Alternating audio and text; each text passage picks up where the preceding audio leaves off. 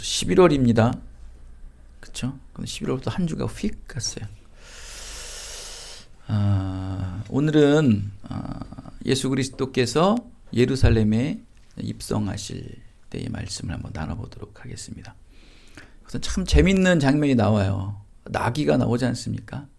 여러분, 나귀를 통해서 여러분 많은 교훈들을 오늘 받아가시기 바랍니다. 나귀와 사람들을 비교한다는 자체가 참 바르지 못하지만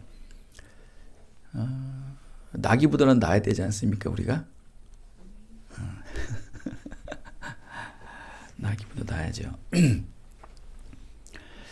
요한복음서에서는 여러분, 예수님께서 예루살렘에 들어가기 앞서서 나사로의 부활을 경험케 하십니다. 사람들에게 가장 공포 대상이고 가장 두려운 게 바로 죽음이죠. 그죠? 죽음만큼 두려운 게 어디 있겠습니까? 인간사 최대의 난적인 죽음의 세력을 온전히 다스리신 예수님께서 이제 나사로의 온전한 부활하심을 통해 앞으로 예수님께서 이 예루살렘에 입성하셔서 십자가에 죽으시고 또 사흘 후에 부활하시지 않습니까? 그것을 나사로를 통해 미리 예행 연습, 리허설을 한 거예요. 리허설. 여러분 리허설들 많이 하죠? 리허설들 안 하세요? 리허설들을 많이 합니다. 예행 연습을 미리 하십니다. 이렇게 하나님께서는 항상 어떤 일을 이루실 때 항상 보여주시는 거 아십니까? 항상 알려주세요. 근데 우리가 그거를 발견하지 못한 것 뿐이지. 그래서 우리가 항상 그 어떠한 일들을 지나고 나면 항상 그러죠. 그래. 그러한 비슷한 게 우리한테 들렸었어, 보였었어, 나타났었어 하잖아요. 그래서 안타까워하고 후회하고 왜 그때 그런 일을 우리가 감지 못했을까 하지 않습니까? 하나님은 그냥 하지 않으세요. 항상 보여주세요. 근데 예수님 본인 자신도 부활의 은혜를 이루시기 위해 그 나사로라는 사랑하는 우리 나사로를 통해서 부활을 보여주십니다. 이것은 부활의 예행 연습, 리허설이라고 보시면 돼요. 그러기 위해 지금 예루살렘을 들어가시는 거예요. 굉장히 좋은 일이에요, 안 좋은 일이에요? 굉장히 좋은 일이죠. 그죠? 부활을 이루셔야지만 우리의 죄가 도말되지 않습니까? 죄가 사함받지 않습니까? 그 일을 이루시기 위해 예수님은 들어가시는 거예요. 굉장히 예수님은 아주 위대한 사역을 위해 들어가시는 건데 우리 이 장면을 너무나 잘 알고 있지만 굉장히 우스꽝스럽지 않습니까? 하얀 흰 백마를 타고 들어가야 될 예수님, 왕이신 예수님께서 들어가셔야 되는데 나귀를 타고 헌옷을 덮은 그 나귀를 타고 들어가야 되는 모습이 참 우스꽝스럽습니다. 여러분 혹시 동물원을 가시거나 어떤 농장들을 가셔서 나귀를 봤는지 모르겠습니다. 보셨어요, 나귀? 되게 우습게 생겼죠? 귀엽고 만져주고 싶어요, 정말. 말은 말인데 좀 짧아. 그리고 작고 되게 또 귀여워, 우스꽝스럽고. 근데 나귀를 보면 일단 우리 무장이 해제돼요. 여러분 말 보셨어요? 말? 진짜 말 보셨어요? 그 앞에 서 보셨어요? 무서워요, 말이요. 굉장히 위험돼가지고 말이 앞발 두고 그렇게 하잖아요. 그러면 사람들이 공포감을 많이 느껴요. 말은 이렇게 자기 애마가 아닌 이상은 일반 사람들이 가면 말 경계도 많이 하고 말은 무서워요. 근데 나귀는 안 그래요. 굉장히 재밌고 아이들도 어린아이들도 막 가서 이렇게 풀도 주고 막 당근도 주고 그러지 않습니까? 그런 나귀를 타고 가시는 거예요. 또 예수님께서는 또 그리고 이 예루살렘에 들어가시기 전에 요한복음서에서는 마리아라는 여인이 옥합의 향유를 부어서 예수님의 장례를 미리 다 치르십니다. 그러니까 예수님 십자가 사건 이후에는 되게 비참하게 이 시신 처리가 되지 않습니까? 죽음도 그렇지만 그 이후의 사후 관리도 그렇지 않습니까? 그래서 미리 그걸 다 아시고 하나님께서는 하나님의 사람들을 통해서 그 비싼 옥합의 향유를 다 바르게 하세요. 그건 뭐냐면 천국 환송 잔치를 미리 다 준비하신 거예요.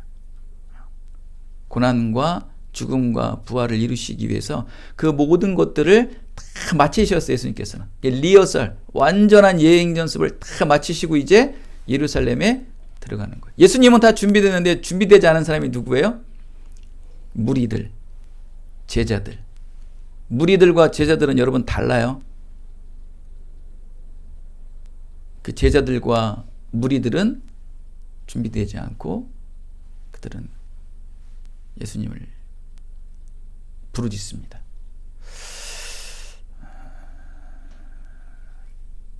과연 예수님의 마음을 그들은 알까요? 호산나 호산나 예수님을 외치고 부르짖지만 그 예수님의 심정을 그들은 알고서 그것을 호산나 호산나 부르짖고 있을까요? 그리고 그들의 입에서는 다윗의 후손 이스라엘 왕, 예수님을 이스라엘의 왕이라고 부르고 있습니다. 그들의 이스라엘 왕은 그 로마 제국에 압제당하고 있는 그 억압을 풀어줄 왕, 그걸 의미하고 있는 거죠. 그렇지 않습니까? 과연 그들이 예수님을 이스라엘의 왕이라 외치지만 과연 그럴까? 그렇지 않았죠. 여러분, 사무엘상, 이따 오후에도 말씀드리겠지만 사무엘상 8장에 보면은 백성들이 왕이신 하나님을 폐위시키죠. 그러면서 화려하고 카리스마 있는 사람 왕을 세웁니다. 그러한 이스라엘 백성들이 다시 하나님을 왕이라고 불러요. 정말 역겨운 행위입니다. 이 사무엘상에 있는 말씀을 알면은 이들의 그 가증스러운 그 예수님을 왕이라 부르는 것은 굉장히 역겨운 거예요. 여러분, 아니나 다를까요? 좀 전에도 말씀드렸지만 그들이 호산나 다윗의 후손 이스라엘의 왕이요 불렀던 것은 우리의 죄사함의 영원한 구원을 이루는 그 하나님의 아들 예수로 믿은 것이 아니라 바로 로마 제국에 압제되었던 것들, 식민지로 압제되었던 것들, 이런 것으로 인해서 새 왕을 원했던 것이죠. 그들은 항상 자기의 유익, 자기의 원함, 자기의 바람만을 위해서 하나님을 찾고 구했던 거예요. 그러나 그것이 그들에게 이루어지지 않을 때는 가차없이 등을 돌리는 아주 야비하기도 하고 아주 어리석기도 하고 무지한 자들이 바로 이스라엘 백성들이에요. 그런데 그들은 또 어떻습니까? 굉장히 경건하고 거룩하죠. 율법이라는 그것으로 말미암아 아주 거룩한 척은 또 엄청 많이 합니다.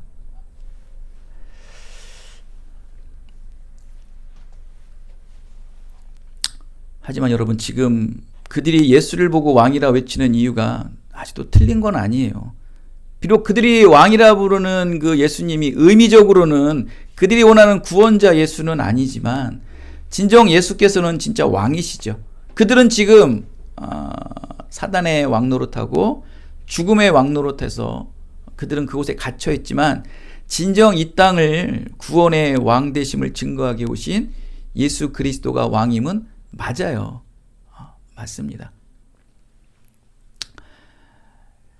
전 우주를 통치할 만왕의 왕 예수님께 이스라엘 왕이다 외치는 것은 합당합니다. 맞습니다. 받을만 합니다. 근데 그들의 늘 마음속엔 오병이어의 기적을 이루고서 예수님을 왕으로 세우려고 하지 않습니까? 왜 오병이어의 기적을 이루고서 예수님을 왕으로 세우려고 했습니까? 먹을 걸 공급해 주니까. 그죠? 그 작은 도시락 하나 갖고 이 수천 명의 사람들 먹이는 걸 보고서 야, 저 사람을 우리 왕으로 세우면 먹고 살아가는 데는 문제가 없겠구나. 그냥 그들의 모든 생각과 마음속엔 교회 가고 기도하고 예배하면 주시는구나. 그런 그냥 마음들이 그냥 만연되어 있는 거예요. 팽배화되는 거예요. 그래서 이 교회 가니까 이 교회 가니까 내가 더 잘 살고 이 교회 가니까 좀 덜 살아. 그러니까 이 교회 안 가는 거예요. 더 잘 되는 교회로 가는 거야. 내가 이 교회를 더 했더니 일도 잘 풀리고 돈도 잘 벌어. 그럼 그 교회 가는 거예요. 항상 그들의 삶의 풍성함, 윤택함의 기준으로 말미암아 교회를 정하는 그러한 상황이 되어버린 현 시대와 그 시대와 다를 건 없습니다. 그 시대는 대신 교회는 많지 않았고 뭐가 많았어요? 우상들이 많았죠. 우상들이. 이 우상을 섬기니까 하나님을 섬길 때보다 더 잘 돼. 인생이 잘 풀려. 그러면 하나님을 등지는 거예요. 아예 버릴 수는 없어. 왜? 시대가 그 사회 풍조가 유대교의 풍조이기 때문에 하나님의 기본적인 사상이 있기 때문에 이루되 그 외적으로 더 풍요를 원하기 때문에 우상 숭배들을 많이 하죠. 그러한 이스라엘의 배경이었어요. 그런 자들이 가증스럽게 예수님을 호산나 호산나 외치고 있다는 것이죠.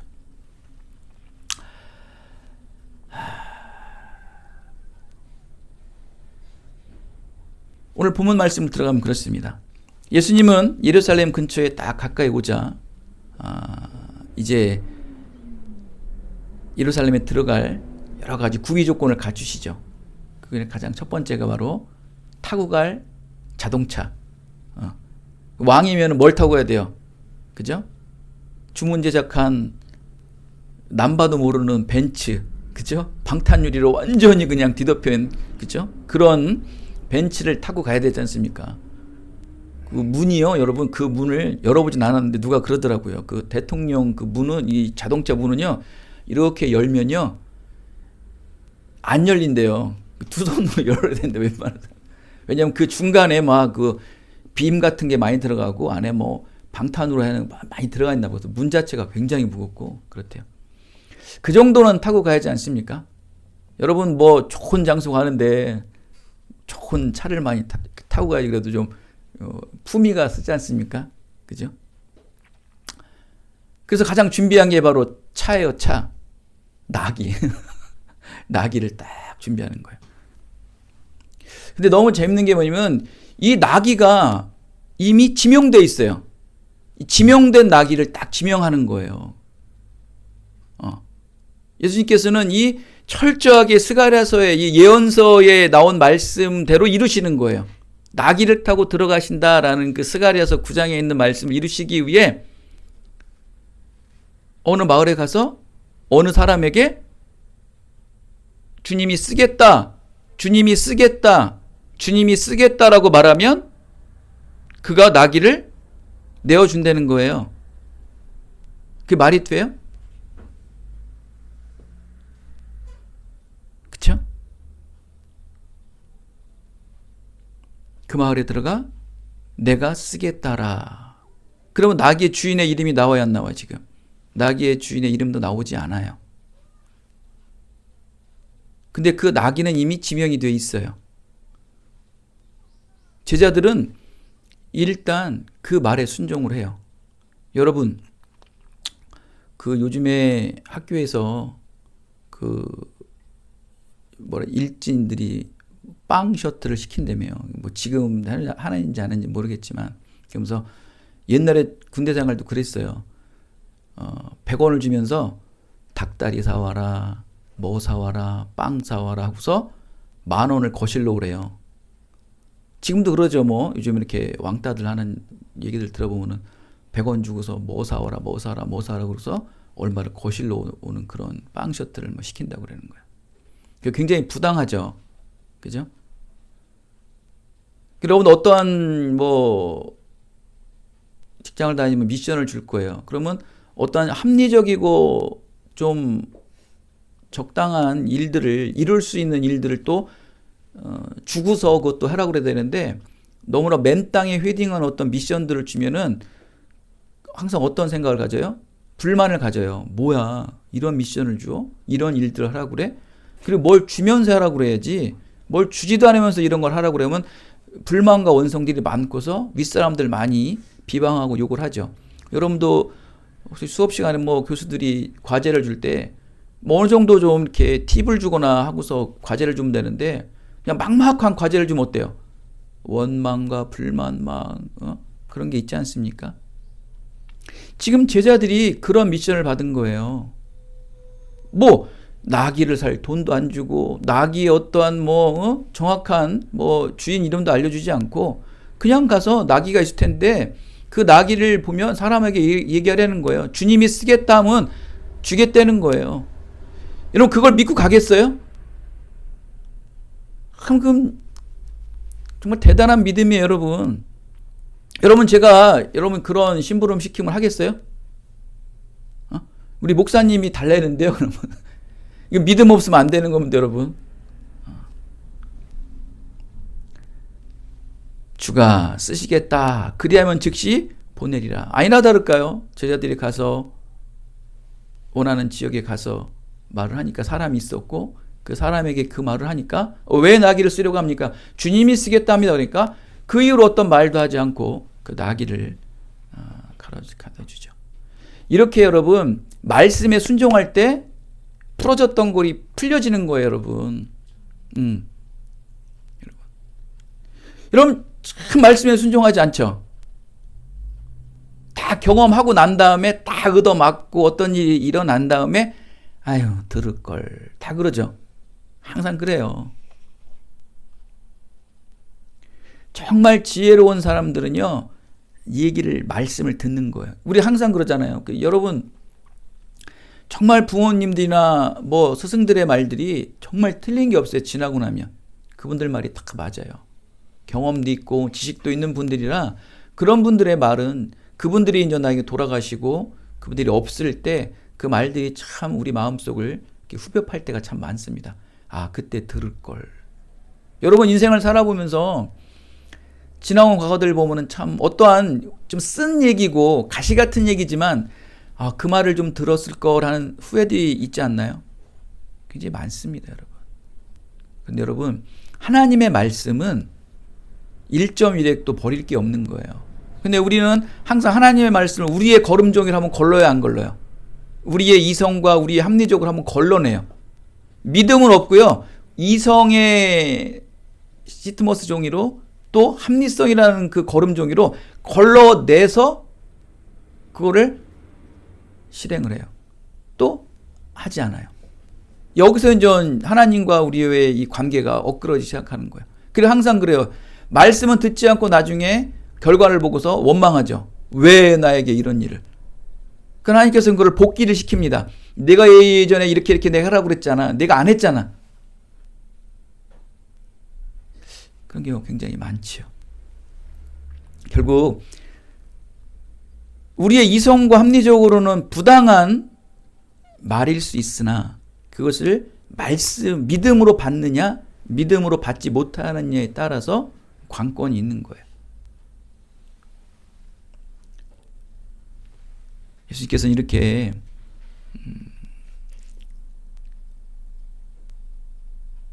계획된 말씀, 스가랴에서 이미 계획된 말씀들을 하나님께서는 말씀하신 거예요. 그 말씀을 순종하고 그 일들이 이루어지는 것을 우리가 볼 수 있죠. 이는 외형적인 무게감, 또 예수님께서는 어떤 화려함과는 상관없이 예수님께서 이 예루살렘에 입성하는 분명한 이유와 목적은 구원의 계획이에요. 외형적인 왕으로 또 화려한 카리스마의 왕으로 들어가는 것이 아닌 비록 나귀를 타고 들어갔을지라도 예수님의 그 예루살렘의 입성의 목적은 평화와 겸손이에요. 그러나 세상의 왕의 기준은 항상 카리스마, 그 모든 그 백성과 군중들을 자기가 제압하려 하고 다스리려고 하는 게 이제 문제가 되지 않습니까? 그럼 예수님께서는 너희들이 가장 많이 사용하고 있고 유통하고 있는 그 나귀, 모든 그 평민들이 타고 다니고 이동수단으로 쓰고 있는 게 나귀거든요. 거부감이 없는 거예요. 당시 여러분 나귀를 가장 좋아하는 사람이 누군지 아십니까? 나귀. 당시 예수님께서 나귀를 타고 가장 재밌고 웃을 대상들이 있어요. 바로 어린아이들이에요. 아마 어린아이들은 예수님께서 나귀 타는 모습을 보고서 진짜 천진난만하게 너무 재밌게 웃었을 것 같아요. 가장 즐거웠고 가장 기뻤던 게 어린아이였을 것 같아요. 얼마나 기뻤을까요, 어린아이들은? 야, 저 아저씨 봐. 어? 나귀를 타고 들어오시는데 우리 삼촌, 우리 아빠들이 너무 좋아하셔. 야, 저분은 무엇일까 하면서 아이들이 이 나귀를 타고 오는 예수님을 보고 막 천진난만하게 좋아했을 겁니다. 나중에 그들이 커서 그런 생각했을 거예요. 어머, 그분이 예수님이셨어? 내가 어렸을 때 보던 그 나귀 타고 오시고 그게 바로 십자가에 죽기 위해 오신 분이었어? 그럼 나중에 그들이 커서 많은 생각들을 했을 거예요. 이미지가 많이 남죠. 저도 예전에 어렸을 때 저는 뭐 모태신앙이라는 교회를 다니고 있었는데 예전에는 그 막 전도사님이나 목사님들이 동네에 막 전도회로 많이 다녔었어요. 그럼 막 북도 뒤에다 메고 막 그냥 집사님들 옆에 따라다니면서 막 사탕 나눠주면서 막 북치면서 막 교회 나오라고 막 그랬거든요. 그러면 그냥 애들 따라가니까 그냥 따라가는 거예요. 다른 교회 그냥 막 게임도 시켜주고 막 그냥 뭐 노래 율동 막 맛있는 것도 주면서 막 또 한나절 이렇게 재밌게 놀다 오는 경우도 있었어요. 그만큼 그런 시대가 있었어요. 지금은 그런 시대가 없죠. 그렇게 따가는 이제 동네 소음으로 신고 들어오죠. 근데 그게 이미지가 굉장히 많이 남아요. 우리나라 그 40대, 50대 사람들한테 물어보면 신앙은 없어도 어렸을 때 교회 한 번 안 가본 사람이 없어요. 다 교회는 가봤더라고. 그죠? 그런 거 보면은.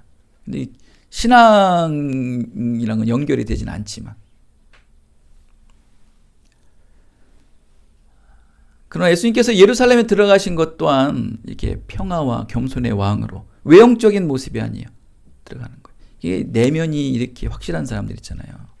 여러분, 내면이 확실한 사람들은, 중심이 정확히 잡힌 사람들은 외형적인 모습을 잘 드러내진 않아요. 근데 세상에 나가면 알아주질 않죠. 응? 그냥 드러나야죠. 좀 나타내야죠. 그래야 알아주는 세상이 되었어요. 그러니까 예수님께서는 그거와 상관없이 아주 겸손한 평강의 왕으로 어린 나귀를 타고요. 나귀 중에서도요, 어떤 나귀를 탄다고 그랬습니까? 어린 새끼 나귀를 타요.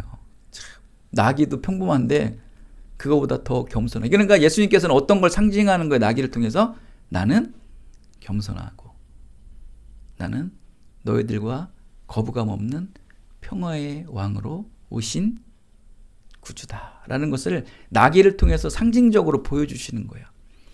그러니까 나귀를 탄 예수를 보고 정말 사람들 우스꽝스러우면서도 좋은 거예요. 그냥 이렇게. 근데 웃긴 게 뭔지 아십니까? 사람들은요, 그렇게 하잖아요. 그러면 좋아는 하는데 나중에 뒤에서 웃어요. 아유, 저거. 예전에 어떤 목사님이요, 맨날 막 평상복 입고 그 교인들과 막 친구같이 지냈는데 나중엔 교인들이 목사님을 하대하더라고. 막 우습게 여기고 못 쓰겠더라고. 이게 우리나라 풍토가 그래. 유교적 문화다 보니까. 미국 같은 경우는 어때요? 미국 같은 경우 가끔 영상 같은 거 보시면 목사님들 이런 단상도 없죠. 그냥 이렇게 와이셔츠 이렇게 걷어들이고 핀 마이크 끼고 편안하게 이렇게 왔다 갔다 하시면서 말씀 전하시는 분들이 있어요. 편안하게 그냥 조끼도 입으시고 뭐 청바지에다가 운동화 신으시고 그러면서. 근데 그 사람들은 그런 관계를 우리가 유교적인 관계가 아니라 상당히 잘 알아서 섬기고 그러는 게 있죠. 말씀 안에서. 우리나라 그렇게 했다가는 뭐 완전히 목사님 알기를 뭘로 알고. 그렇죠. 여러분 목회자는 섬기는 대상이에요. 여러분 마태복음에서도 말씀을 하지만 여러분 선지자가 될 수 없죠. 근데 여러분 선지자가 되는 방법이 하나가 있어요. 알려드릴까요? 여러분도 선지자가 될 수 있는 방법이 하나가 있어요. 뭐예요? 그 선지자를 섬기시면 돼요. 그러면 선지자가 받아야 될 상을 그 섬긴 자가 선지자상을 받는데요. 그 섬기면 되는 거예요. 그러니까 선지자는 궁핍한 삶을 살죠. 세례 요한과 같이 석청과 메뚜기를 먹고 헌옷을 입으며.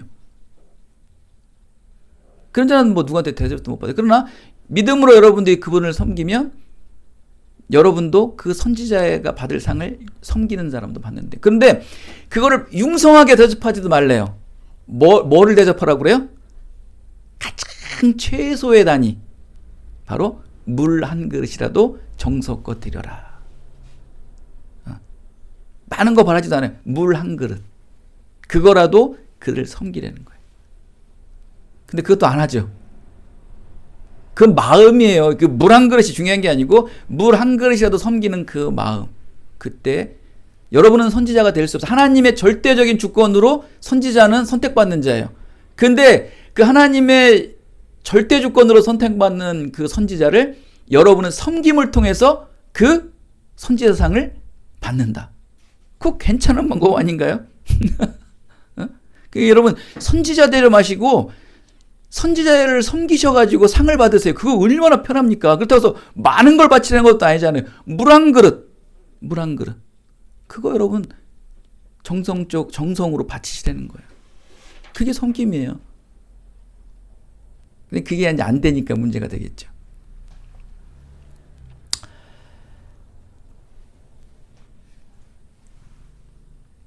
즐거웠던 어린이. 정말 예수님이 이렇게 사람들에게 친숙함으로 들어옵니다. 그러나 사람들은 그걸 원하지 않았어요. 사람들이 원하는 것은 카리스마 있는 군마, 백마를 타고 화려한 왕복을 입고 도포를 휘날리며 그런 왕이 오기를 원했는데, 이거는 뭐 그냥 우리와 별반 다른 것 없는 왕이라고 그러니 뭐 입으로는 호산나 호산나 그러지만 속으로는 저게 뭐지? 왜 그러시지? 저게 뭐지? 저건 아닌데, 내가 그리는 그 왕의 형상은 아닌데, 정말 미치겠다.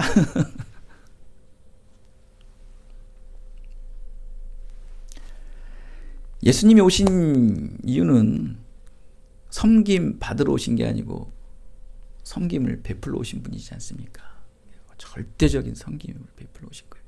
그것도 가장 낮은 곳에서 섬기는 거예요. 가장 인간의 낮은 삶보다 더 낮은 삶으로 오셔가지고 아주 밑에서부터 위로 올라가셔서 섬기신 분이세요. 이렇게 하나님께서는 주님이신 아들 예수가 예루살렘의 입성 행렬에 사용하고자 이 미물인 어린 새끼 나귀 한 마리까지도 세밀하고 철저하게 계획하셔서 준비하십니다. 여러분, 하나님의 구원 계획을 이루시기 위해 미물인 나귀도 지명을 하세요. 하물며 여러분 그렇게 하지 않으시겠어요? 미물도 지명을 해요. 하물며 여러분 개개인을 통해서 하나님의 구원 계획을 이루시는데 여러분에게 그 지명된 계획, 작정된 계획과 언약이 없으시겠습니까?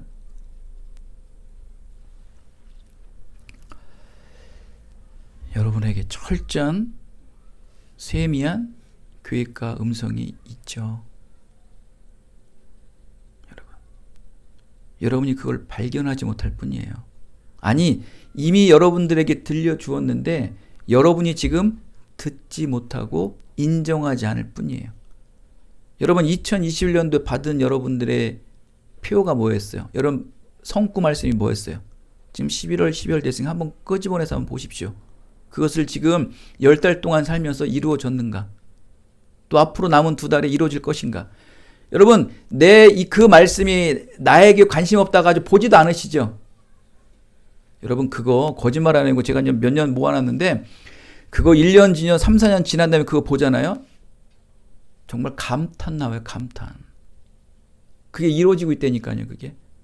그 해에 이루어진 거예요, 그게. 우리가 그걸 몰라서 그렇지. 여러분 모든 말씀이나 여러분이 듣는 것들이 그냥 여러분이 좋으면 받고 여러분이 싫으면 안 받아요. 말씀이 그런 게 아니잖아요.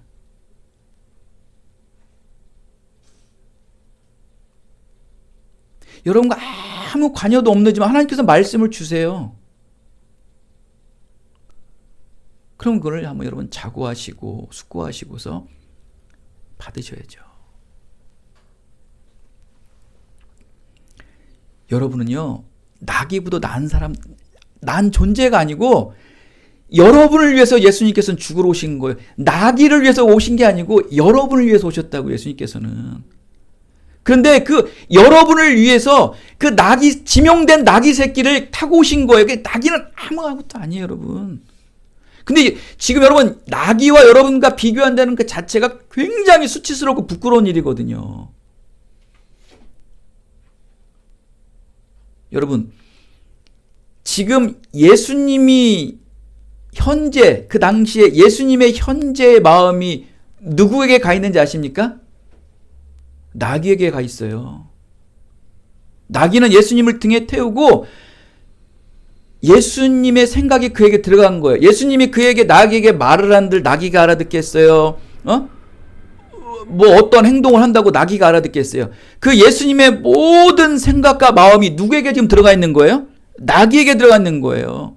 지금 현재 나귀에 지금 걸어가는 그 예루살렘에 들어가는 행위는 어디 올라가는 거예요? 바로 골고다 십자가 언덕으로 향하고 있어요. 나귀는요, 예수님이 말하지 않아도 얼리 그 내비게이션이 딱 지명이 되어 있어요. 골고다 언덕으로 지명이 되어 있어요.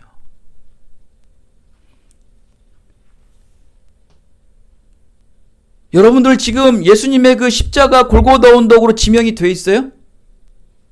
한번 물어보고 싶어요.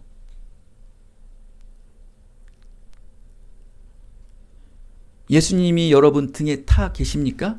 여러분 십자가를 지고 계십니까?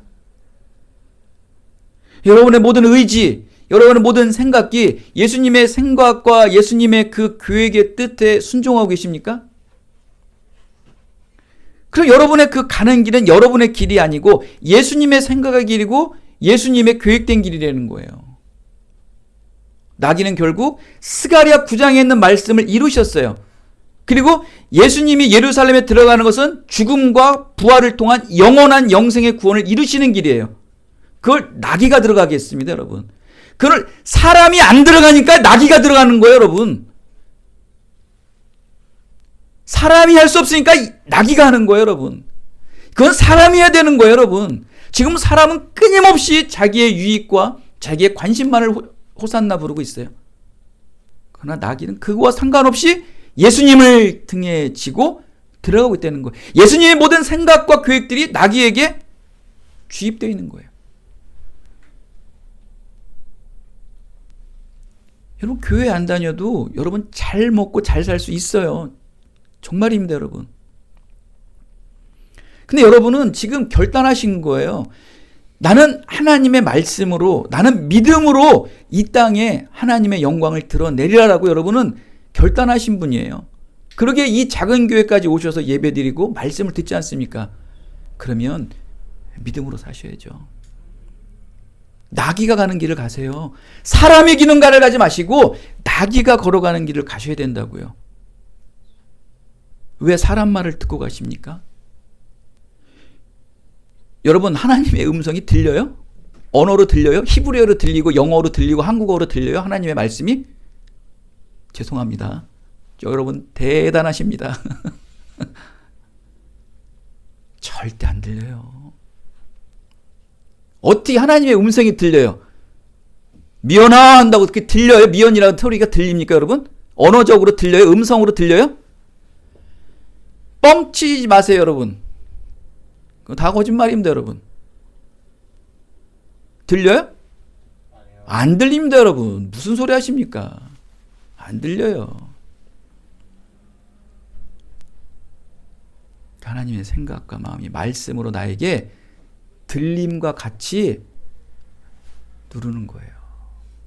그때 내 생각과 마음이 없어져 버리고 그 말씀에 순종해요. 이끌려가는 거예요. 무슨 말씀하십니까, 여러분? 그게 들음이에요, 들음.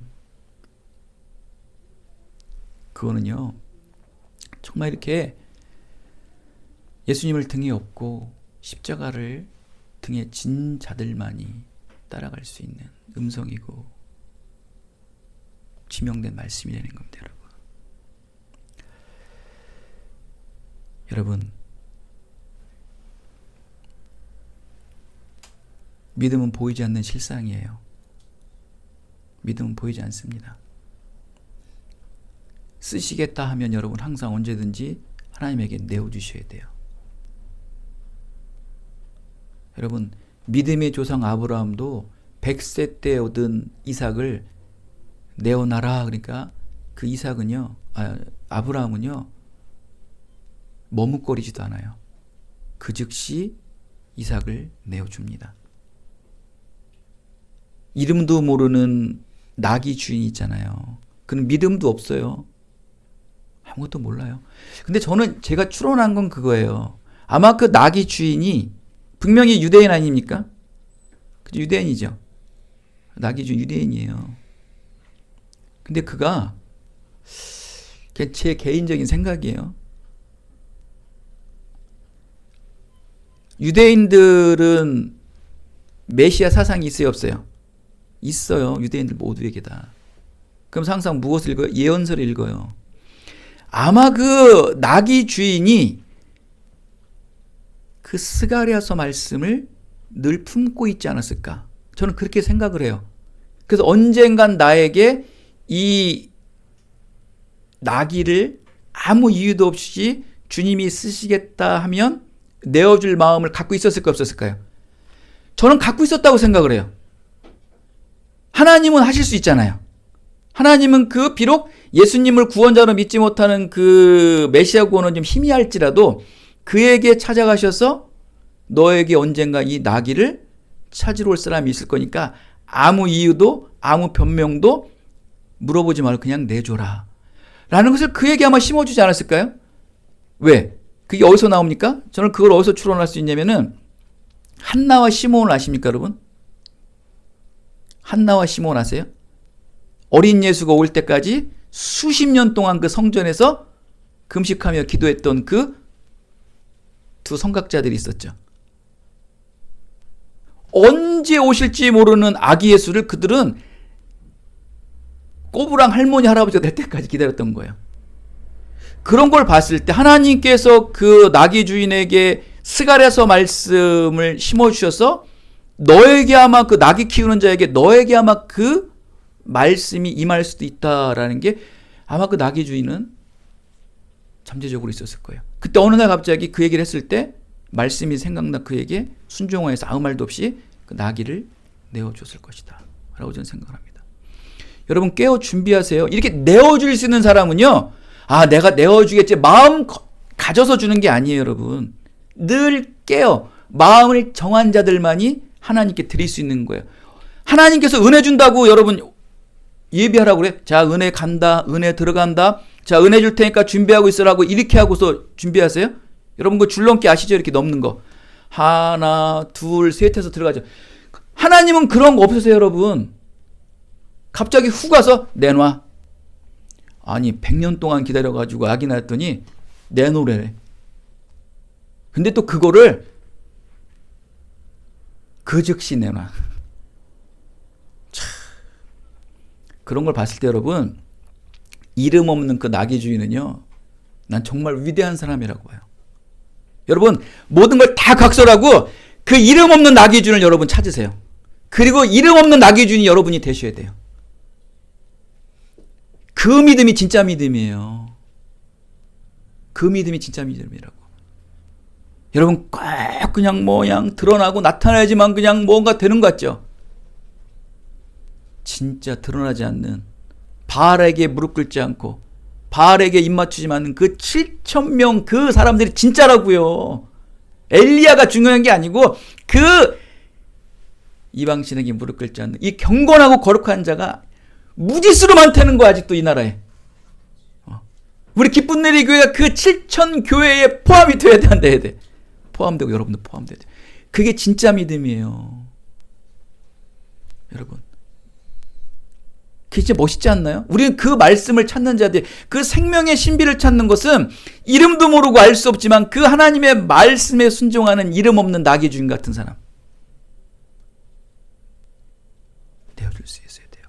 아브라함이야 원체 복을 많이 받았잖아. 하나님에게 얼마나 많은 복을 받았어. 그냥 내어줄 수도 있을 만할 것 같아. 많으니까. 근데 나귀 주인은 뭘 받았어? 정말 속된 말로 개뿔도 못 받은 사람 아닙니까?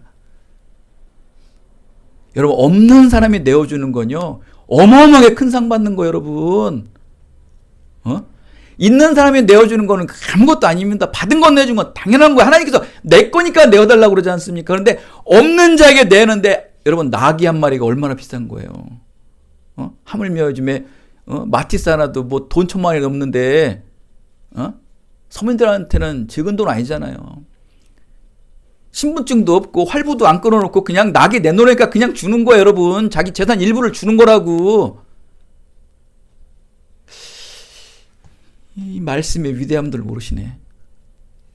이름 있는 아브라함, 이삭 되지 마시고 이름 없는 나귀 새끼 주인이 되시라고. 그게 예수님의 말씀이에요, 여러분. 이 나귀의 예화에서 배우는 교훈이 바로 그거예요. 여러분들은 지명된 자예요. 여러분들은 하물며 미물인 그 나귀도 지명돼서 구원 계획이 이루셨던 것처럼 여러분들은 하나님의 지명된 영혼들이에요. 분명히 여러분들에게 계획된 뜻과 계획된 약속들이 있다니까요, 여러분. 하나님은요, 이 구원 계획과 하나님의 영광을 위한 일을 안 내놓으시면은 여러분 역사 안 일어납니다. 여러분, 하나님의 구원 계획과 하나님의 그 영광을 위해서 내어놓을 때 빨리빨리 내어놓으세요. 그래야 역사가 팍팍팍 일어납니다. 하나님의 말씀의 역사가 그냥 막 일어나는 거예요. 사랑하는 여러분,